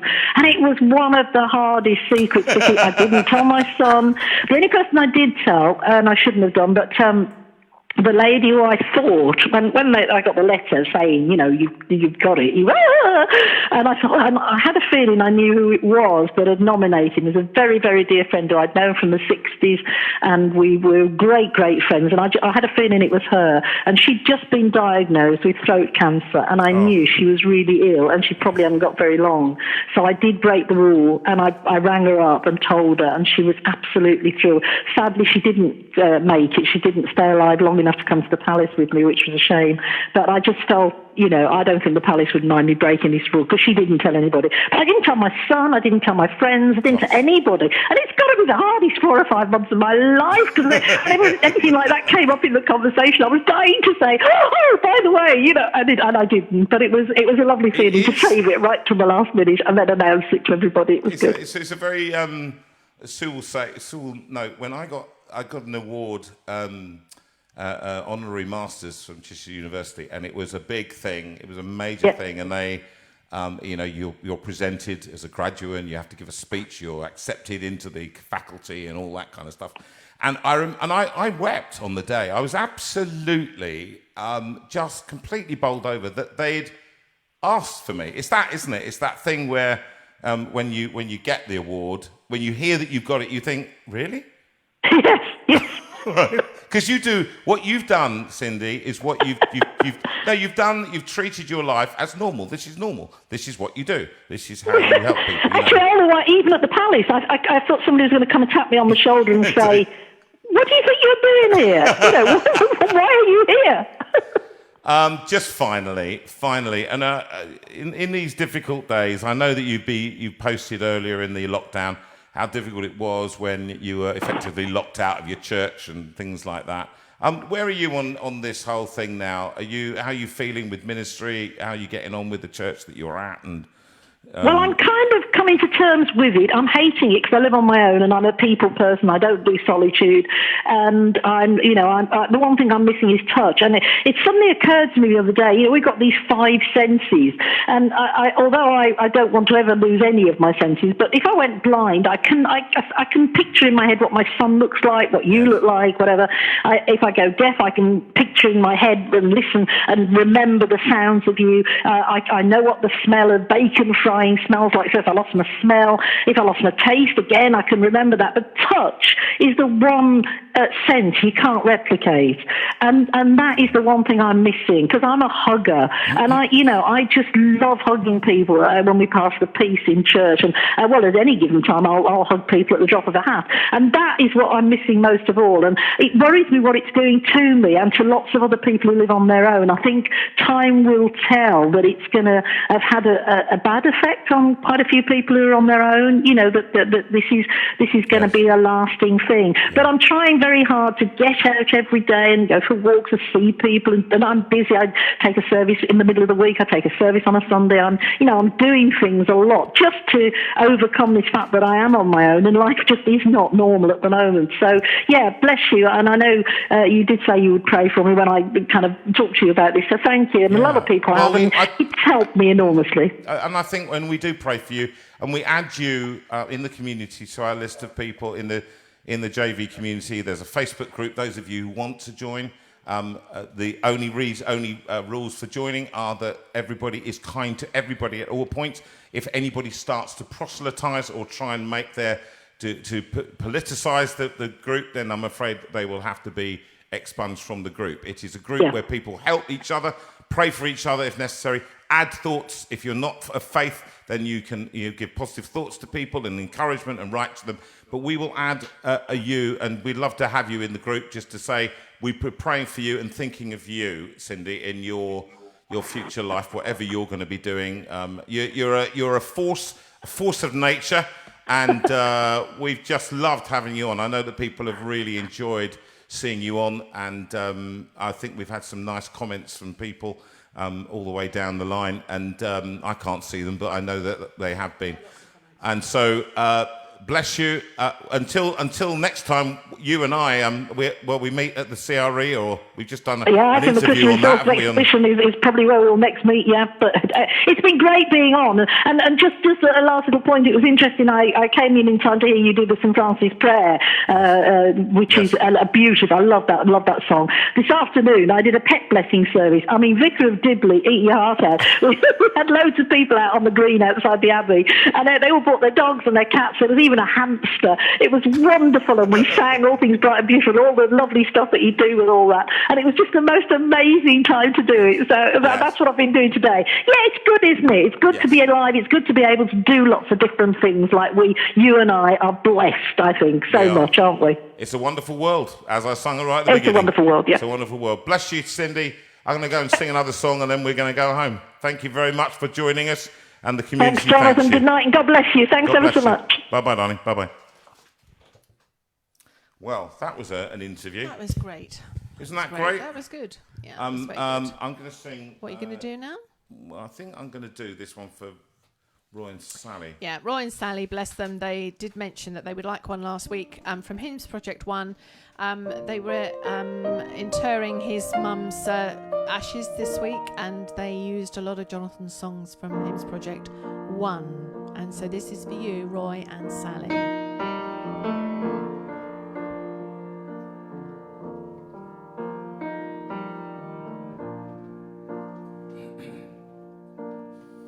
And can it be that I should gain an interest in the Saviour's blood? Died he for me who caused his pain, for me who him to death pursued? Amazing love, how can it be that thou, my God, should die for me? Amazing love, how can it be that thou, my God, should die for me? He left his Father's throne above, so free, so infinite his grace, emptied himself of all but love, and bled for Adam's helpless race. 'Tis mercy all immense and free, for oh my God, it found out me. 'Tis mercy all immense and free, for oh my God, it found out me.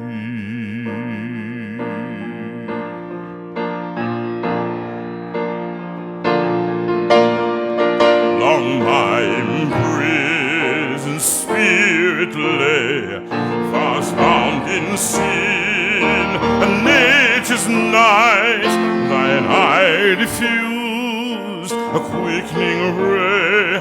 I woke the dungeon flame with light, my chains fell off, my heart was free. I rose, went forth, and followed thee. My chains fell off, my heart was free.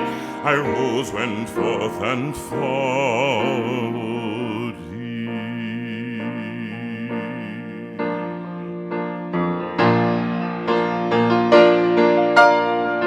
No condemnation now I dread. Jesus and all in him is mine. Alive in him, my living heard, and clothed in righteousness, and clothed in righteousness, and clothed in righteousness.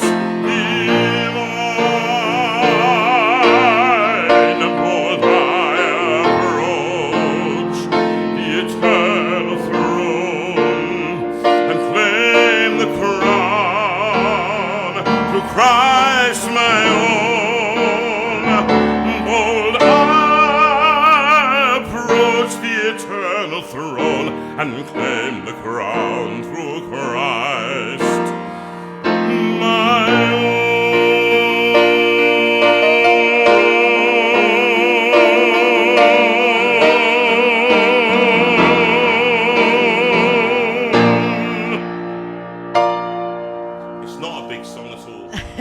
Well, you wrote it. It's your fault. It's a huge thing orchestrally on that one. Yeah, it's fantastic version. Fantastic version. Yeah. I'd like to also say that was for Heather. Heather, I'm not sure if you're still awake, but if you are, happy birthday for this coming week. And Heather King. And also for Moira, you had a birthday this week, and so that was for your too. Oh, and let me just sing a little bit. Ooh. What time is it? 22. We've got to do a little bit, and then we'll only do 2 verses of this one. Okay. Which one are you going to do? Still. Be Still. Be Still. This one, Marion Gaff, you suggested this one. You had your PIP assessment this week. Independence plan. Yes. And it's hard because you do this difficult interview and then you've got to wait 6 weeks to find out the answer. So Being Still is what she needs. And also Iris, it's your birthday. And Be Still, for that will bring down your blood pressure, because I know that's been your problem this week as well. So Iris, and this is always for you. Kieran. Yes. And for David.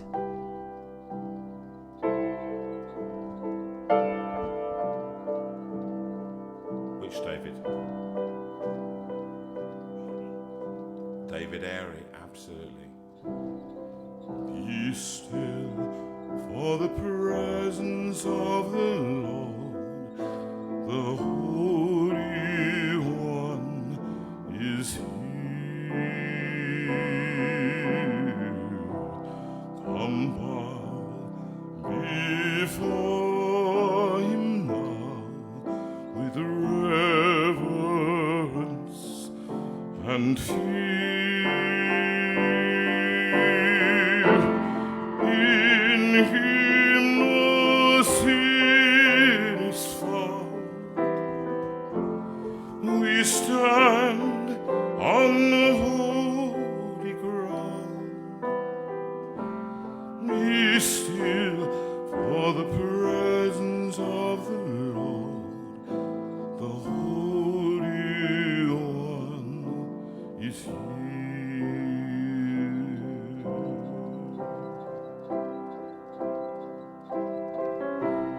Be still, for the glory of the Lord is shining all around. He burns with holy fire, with splendor He is crowned.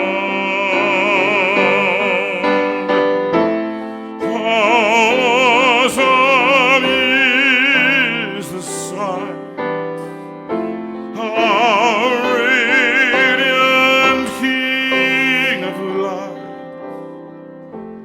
Be still, for the glory of the Lord is shining all around.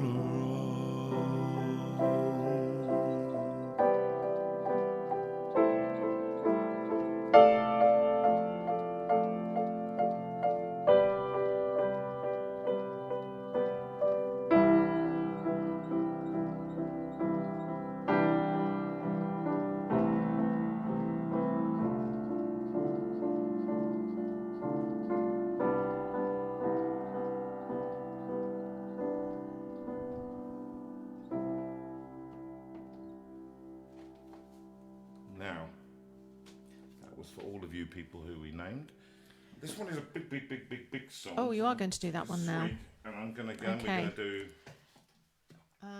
Are you going to be able to do the All That Matters as well, or not? Sorry, we have a number of songs that I have dedicated to people for tonight, and I need to know Okay, whether or not well, I'm going we to get do, them in. because Judy Steele, Yes, Judy, this is your birthday. Happy birthday. you're in hospital, Judy. Yes, and and we hope you stayed up. yes. This is on the new album as well. Beautiful recording. Here's life in all its mystery, the beauty and the tragedy, the silence and the symphony, and everything between. And deep inside the heart of man, the need to know and understand. Are we a part of some great plan, or just a passing dream?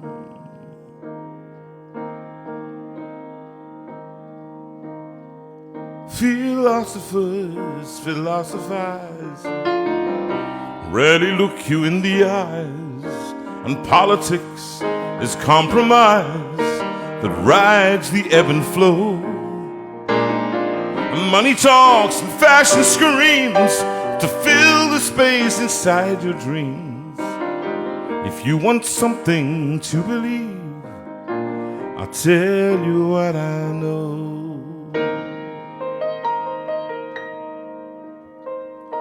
My maker is my savior, my creator is also my friend, and to find him and his favor is all that matters in the end.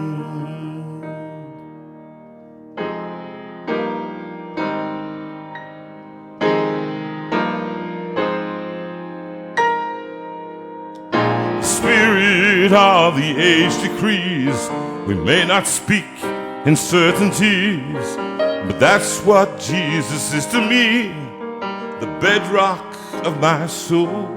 A Savior who can really save, a power stronger than the grave, the greatest gift I'll ever have, the deepest joy I know. 'Cause my maker is my savior, my creator is also my friend, and to find him and his favor is all that matters. He's all that matters. He's all that matters.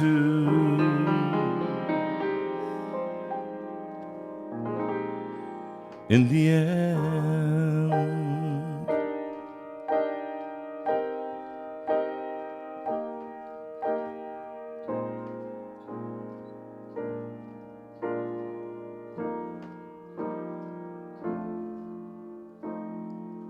No more nights, no more pain, no more tears, never crying again, and praises to the great we will live in the light of the risen Lamb.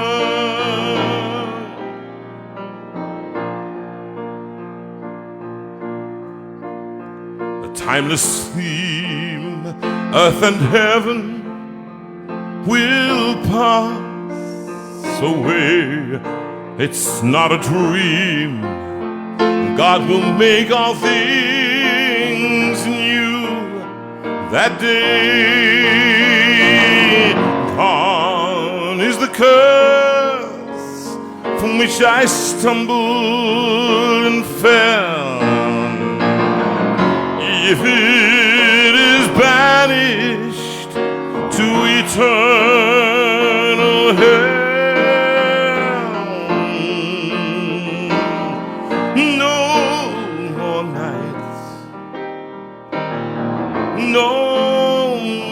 pain, no more tears, never crying again, and praises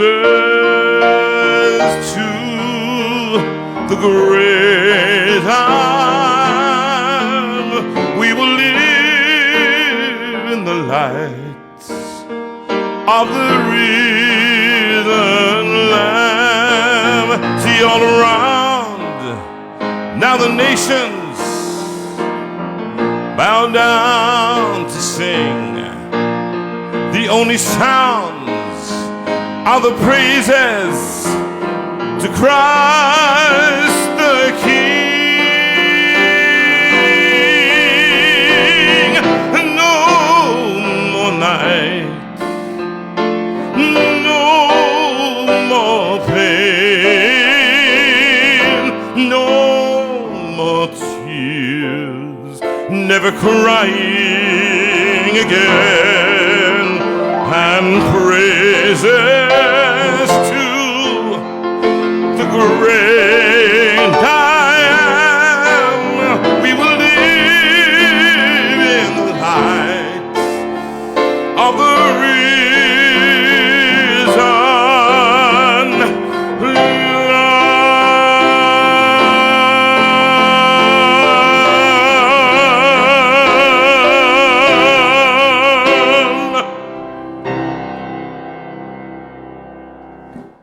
I can't have else. Oh my word, that was astonishing. That was absolutely incredible, JV, and amazing words. And the fact that you were actually even able to sing it at the end of an evening was immense. And I know that's meant a lot to people. Has a it? lot to people. Yes, it has. And Lynn, you have been asking for that for a very long time. So finally we've done it.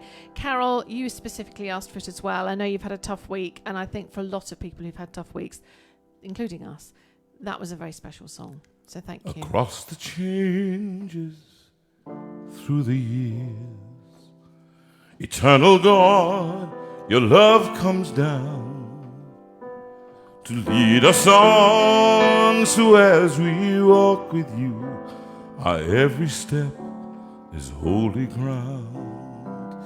You are the God of endless love, the Lord of every time and place.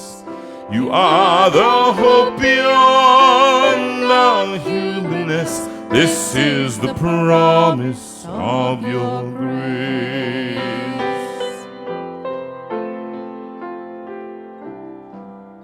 And we will seek to know you more in every word of every prayer, and you will keep your timeless faithfulness.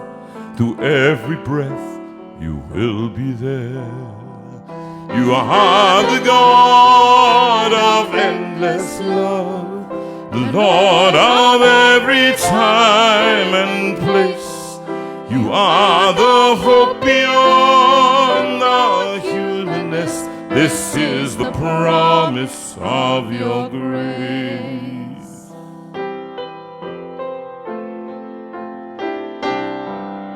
If doubts and fears come closing in, we lean on you when strength may fail. And Father God, you pour your spirit down. The clouds will clear, the truth prevail. You are the God of endless love, Lord of every time and place. You are the hope beyond our humanness. This is the promise of your grace. This is the hope for all the world. The nails that held God in our place. This is the love that brings forgiveness. This is the promise of your grace. Just change that at the end to try and confuse Sue. Sue, speak to us about what's going on now. I just want to say that one is particularly for Nikki and Chris Sharp. Many of us have been praying for Chris. He's in hospital with COVID, and that song was particularly for both of you. And yes, for many others. So, where can I start? If you're wanting to buy any albums or any of the books that have got even more stories of Jonathan's disasters, then please go onto the website, which is www.jonathanvera.com, and you can listen to the tracks, you can see them there, or you can write to me directly and we can sort it out, and Jonathan can sign anything and dedicate anything for birthdays and Christmas and so on. Also, let's not forget Hymns Project 1 and Hymns Project 2. As Jonathan's showing you, you've got the music books that go with those. And beautiful albums, stunning. They are stunning albums. And in fact, Jonathan's sung a couple from Hymns Project 1 tonight. But if you haven't got 1 and 2, you really do need to get both of them because they are stunning and a great pair of albums. It as well has also been well represented tonight. And No More Night. No More Night is on there. And an amazing version of that. So, yes, lots to choose from. For those of you who have donated and given to us personally for our ministry, we are so grateful. We wouldn't, each way we say it, and we will say it again, we do mean it. without yes, you, without we you, literally would not be here. We wouldn't be, and that's the truth. So thank you. So thank you. Keep giving if you can, yes. If you can afford it. If you can't Little afford amounts, it, then don't doesn't give. have to be Little large amounts, but thank remember, you. lots giving little is the key here. You can either do it through paypal.me/Jonathan Vera, all one word, or you can send it to us. You can just write to me on sue@jonathanvera.com, and that will come through to me, and I can deal with anything you might send. Those of you who are singing with the album, the Lockdown album, as a friend called it today, the Lockjaw album, which I think is even funnier, but the Lockdown album, we need to have your video through what we transfer within 7 days. And if you are like Jerry, you may find that it's in your junk mailbox. So go and check. You probably don't even know you've got one, but go and check because it could be that it's ended up in your junk mailbox. And we have sent out to everybody who paid for it. Yes. Now, it could mean that we are looking at people who contributed and they thought they were. Yeah. If you are one of those people, and if you remember, we played for certain levels. So if you gave this amount, you got that much, you got that much, you got that much, and so that's how it works on crowdfunding.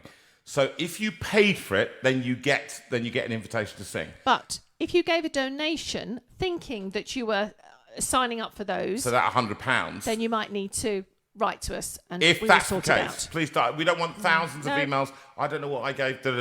Just if you did thinking that was it, then we will forward the email to you. We'll do an hour's admin and Sue will forward it to you. Yeah. It will be in your inbox. Matthew sent out 96 or 100 or whatever, how many he sent.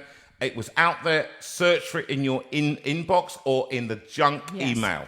If you've got a question regarding anything to do with this, then the email address is on the screen now, jvlockdownsessions@gmail.com, and we will deal with it. As you write to us, please don't just phone us up and ask, I can't work out what to do, because we can't deal with that at the moment, okay? But it will be simple and straightforward, and we are looking forward to hearing your contributions and putting them all together. It's about the last thing that we'll be doing. That'll be the last thing. So we need it sent to that address. We transfer.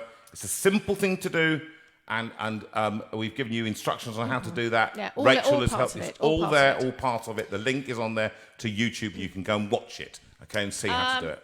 Don't forget to join up if you'd like to with the Facebook group. People are loving being part of it. They're sharing funny things, they're sharing sad things, they're sharing needs for prayer and positive thoughts. And it's a good community, it's a good family to be involved with. The address is there. And remember that what is basically at the heart of it is what Jill earlier talked about, kindness, okay? I do not want anybody in there proselytizing, trying to get at people and giving their views on anything. That's not where it is. I give my views on my private page, but never on the community page. You're there to support people and to give them kindness in these very difficult times. And there are people out there all across the country who are suffering lockdown. And what they need is comfort, not annoyance. So we want to make sure that people are blessed by it encouraged, faith or no faith, all right? So let's be really open to that group, and let's get thousands of people. I want you to share this week. Remember, you can watch it again and again and again, but you must also share it. Share it with your friends. We want, as this lockdown continues, we would like people, more and more people, to watch this so they're encouraged, so people are built up over the week, give them something to look forward to every Sunday evening. That's what we hope. We have no idea when I'm going to go to hospital. If indeed we do, then we'll deal with it then. Until then, until I drop, I will be here, Sue will be here, and Sue's learning the piano as we speak. I was just watching you play Moonlight And Sonata. just the last thing was Go Peaceful. We got the recording back of Sue singing. You are going to love it. A star is born, ladies and gentlemen. You're going to be saying, it's JV with Sue. JV and Sue. They say that JV already. and Sue. So you'll love what she's done then. And it goes, go peaceful in gentleness through the violence of these days. Give freely, show tenderness in all your ways. Take it away, Sue. Through darkness, in troubled times, let holiness be your aim. Seek wisdom, let faithfulness burn like a flame. God speed you, God lead you, and keep you wrapped around His heart. May you be known by love.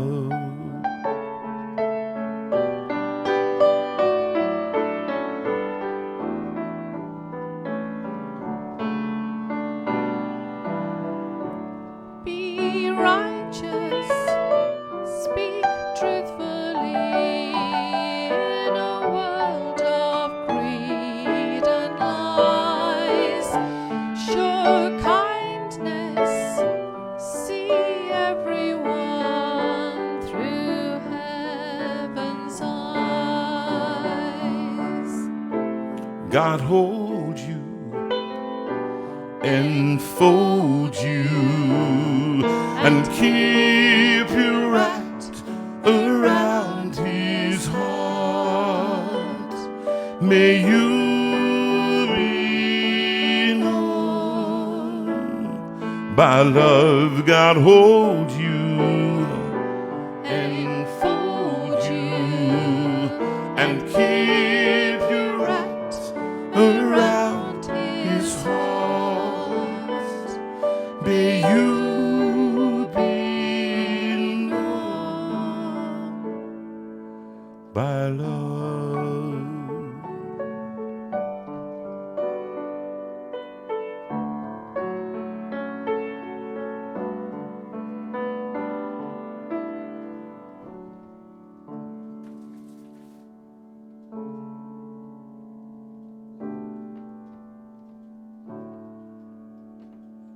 The Lord bless you and keep you. The Lord make His face to shine on you, and you, and you, and you, and you at the back.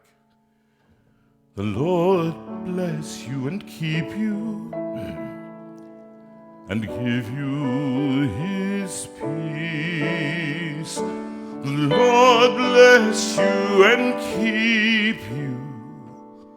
The Lord make His face to shine on you. The Lord bless you and keep you, and give you His peace, and give you His peace.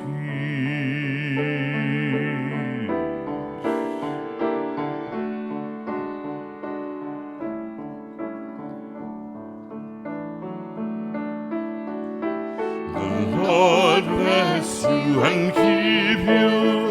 The Lord turn his face toward you. The Lord bless you and keep you and be gracious to you. The Lord bless you and keep you.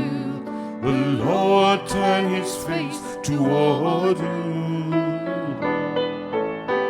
The Lord bless you and keep you and be gracious to you and be gracious to you.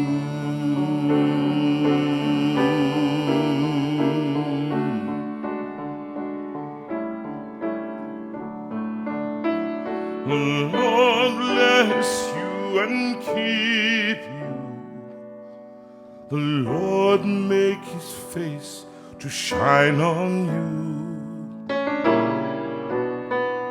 The Lord bless you and keep you and give you his peace and give you his peace.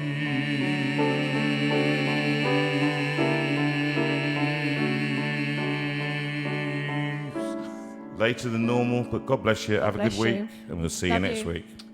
Thank you for everything. Bye.